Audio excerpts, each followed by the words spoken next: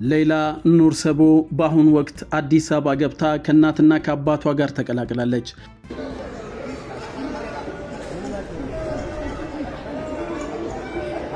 በሳውዲ አረቢያ ለ13 ዓመታት በጽኑ እስር ላይ ቆይታ የሞት ፍርድ ተበይኖባት የነበረችው ሌላ ኑር ሰቦ ረዲ ከእስር ተፈታ ዛሬ በትውልድ ሀገሯ ምድር አዲስ አበባ ስትገባ እጅግ ልብ የሚነካና በከፍተኛ ስሜት የተሞላ የቤተሰብ መገናኘት ትዕይንት መላውን ሕዝብ በአንድነት ያስለቀሰና ያስደሰተ ታላቅ ታምር ሆኗል።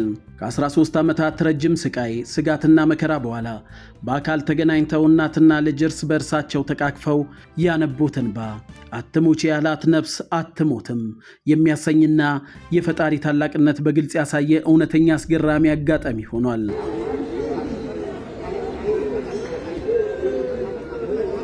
ሪያድ የሚገኘው የኢትዮጵያ ኤምባሲ ባደረገው ተከታታይነት ያለው ሰፊ ዲፕሎማሲያዊ ጥረት ብቻ ሳይሆን ከተጎጂዋ ወገን ቤተሰቦች ጋርም በተደረገው ሰፊ የእርቅ ሂደትና መከፈል የነበረበት የካሳ ክፍያ ሙሉ በሙሉ ተጠናቆ በመፈጸሙ ነው።